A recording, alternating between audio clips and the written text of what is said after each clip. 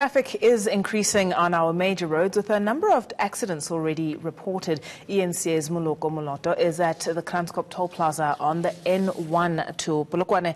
In fact, just a correction there, Moloko, you have since moved. You've gone further up north near Mudimule. What is the situation at your current position? So, Refilwe, as you said, earlier on we were at the Kranskop toll plaza. This is the toll plaza that is between Pretoria and Polokwane.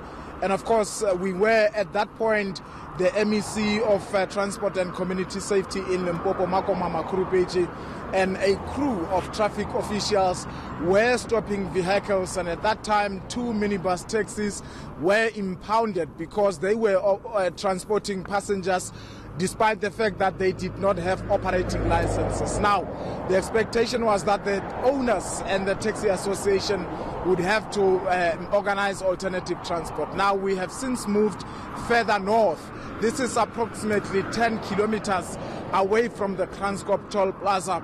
And this is where throughout the day there was a camp which included the traffic officers from the Limpopo Traffic Police, as well as the traffic police from the National Traffic Police, also the emergency personnel. We understand that the authorities were stopping people here throughout the day, searching the cars, in some instances also doing a breathalyzer test. Of course, we were told that because the traffic volumes are no longer as high as they were during the morning and throughout the day, so they have now left to focus on other areas. But of course, there are still Limpopo Traffic Police officers who are here, as you can see, stopping vehicles. They are focusing mainly on public transport vehicles such as buses as well as minibus taxis.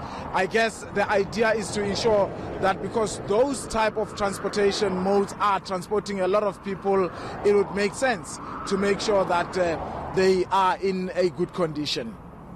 Moloko, earlier on, when you're still at Kranskop, the MEC for Community Safety did touch on the various interventions that they had adopted along Moloto Road. But in 2016, an upgrade of 139 kilometers of that 160-kilometer stretch was begun and was set to carry on or continue over a period of either 5 to 10 years. Any progress on what other kinds of upgrades have been done along this very important integral economic stretch, for our economy? You know, things like dual lanes and circles at intersections, if any. But along that particular stretch and going further up, what sort of new developments have you seen?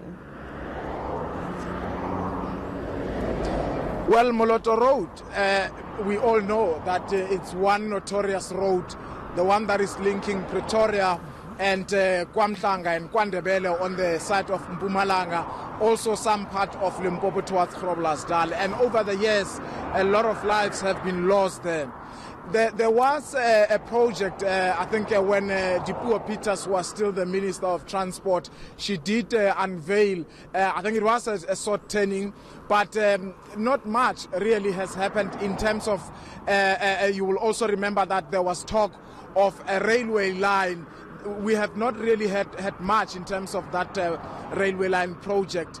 And of course, it is one of the major roads that we believe that over time there will be headway in terms of progress regarding the expansion of the road. But I do know that if you travel on that Moloto Road, it no longer really looks the same as it did if you did travel there over 10 to 15 years ago.